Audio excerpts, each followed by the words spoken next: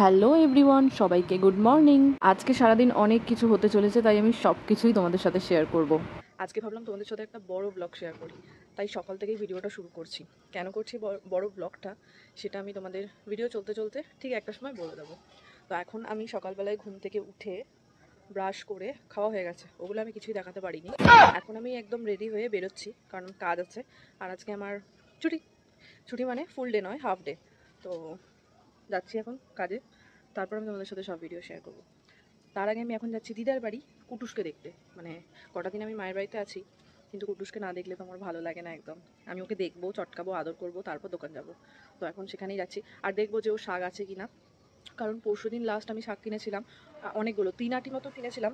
তো অত তো খেতে পারবে না, আমি দেখবো কিছু আছে কিনা। যদি না থাকে তাহলে আবার বাজার যাবো, বাজার থেকে কিনবো, বাড়িতে দেবো, তারপর কাজে যাব। কিন্তু দেখতে হবে আগে আছে কিনা। চলো যাই। যে কটা দিন মায়ের বাড়িতে ছিলাম, সকাল সকাল আমার ঘুম ভেঙে যাচ্ছিল। দিদার বাড়িতে কিন্তু এত সকালে আমার ঘুম ভাঙে না কোনো দিনই। এখানে কোনো দিন 5টা, কোনো দিন 4টে, কোনো দিন 6টায় উঠে পড়ছি আমি, ভাবো।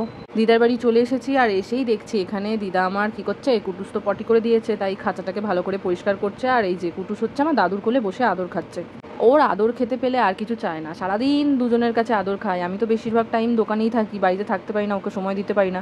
অল টাইম ওদের কাছে আদর খায়। তো আমি যাওয়ার আগে আর বাড়িতে যখনই আসি তখনই ওকে নিয়ে একটু আদর করি, চটকাই। আর আমার কাছে আসলেই এইভাবে একদম হাত পা ছড়িয়ে শুয়ে পড়ে। আর দিদা দাদুর কাছে থাকলে যত বদমাইশি করে, আমার কাছে দেখো একদম চুপ, একদম লক্ষ্মী ছেলের মতন শুয়ে আছে।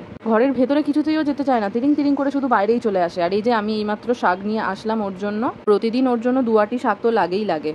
কুটুসকে ছোট থেকে কিন্তু শুধুমাত্র কলমি শাকটাই দেওয়া হয়, ওটা খেয়েই ও বড় হচ্ছে।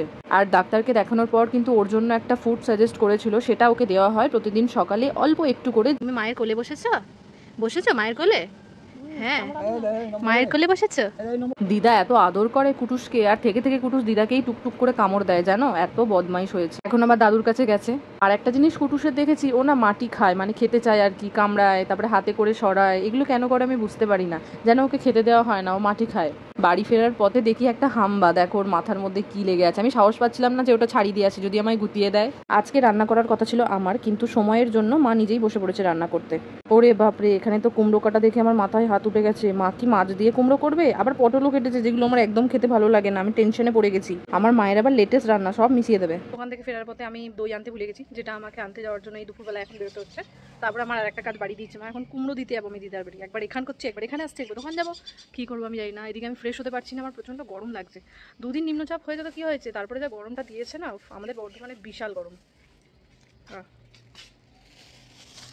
কাটা আমি তো ভেবেছিলাম এগুলো মনে হয় মাই করবে, মাছ দিয়ে কুমড়ো করবে। অ্যাটাক চলে এসেছিলো আমার ছোটোখাটো কুমড়ো কাটাগুলো দেখে, আমি ভাবছিলাম মাছ করার কথা বাড়িতে। তো এগুলো আমি এখন দিদার বাড়িতে যাই, দিয়ে আসি, তারপর দইটা নিয়ে বাড়ি ফিরবো। তার সাথে দেখা হচ্ছে, চলো। কুমড়ো শাক দিতে এসে দেখছি যে আমার দাদুর বাগানের চর্চাটা কেমন হচ্ছে। আমার দাদু গাছ লাগাতে খুব ভালোবাসে। তুই যে একটা গোলাপ গাছ লাগিয়েছে, যার মধ্যে একটা ফুলও হয়ে আছে। আর আমার দাদুর হাতের গাছ খুব ভালো হয়। আমার দাদুর গ্রামের বাড়িতে পুরো বাগান আছে, কোনোদিন তোমাদের ভিডিও করে দেখাবো যদি যাই।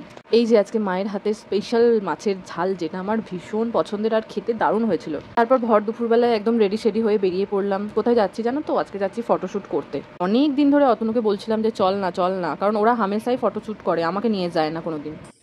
গরমে স্নান করে গেছি, আমরা এসছি একটা দারুণ জায়গায় ফটোশ্যুট করতে। আর জায়গাটা ভীষণ সুন্দর। আর আমি এত ফটোশ্যুট করেছি যে আমি প্রচণ্ড ঘেমে স্নান করে গেছি, দেখতে পাচ্ছ।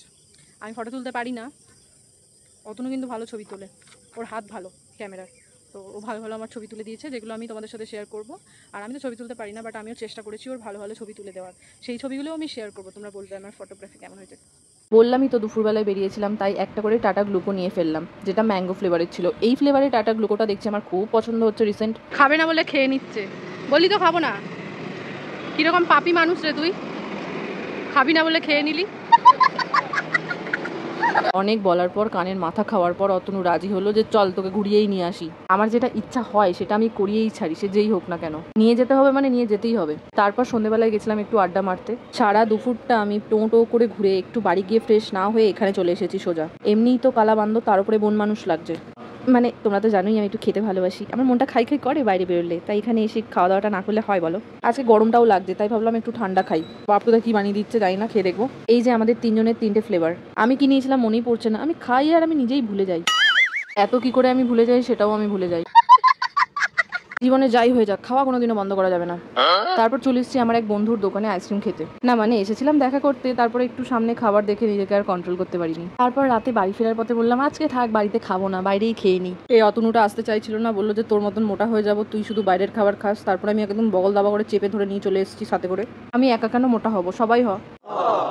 যেই দুটো খাবার অর্ডার করেছিলাম সেই দুটো জন্মের স্পাইসি, তার উপরে এরকম লঙ্কা ঠঙ্কা দিয়েছে কেন আমি বুঝতে পারছি না। এই যে এখন আমার খুব ফেভারিট হয়েছে এটা মিক্সড চিকেন শেজওয়ান চাউমিন, তার সাথে স্পাইসি চিলি চিকেন। হ্যাঁ ভাই, আমি প্রচুর ঝাল খাই, প্রচুর ঝাল খাই। খাবারটা আমার দারুণ লেগেছে, কিন্তু এত স্পাইসি খাওয়ার পরেও আমার নাকি ঝাল লাগেনি, আমি হু হা করিনি। ভাবছি একদিন জোলো চিপস চ্যালেঞ্জ করবো, কি বলো তোমরা? Good bye. সব শেষে একটা মশলা কোল্ড ড্রিঙ্কস খেলাম খাওয়াটা হজম করার জন্য। চিকেন মিক্স শেজওয়ান চাউমিনটা আমি আমার মায়ের জন্য প্যাক করে বাড়ি নিয়ে যাচ্ছি। মাকে ফোন করে বলেছিলাম বাড়িতে আর খেও না, আমি তোমার জন্য খাবার নিয়ে যাচ্ছি। এই ছিল আজকের ভিডিও, চলো টাটা বাই।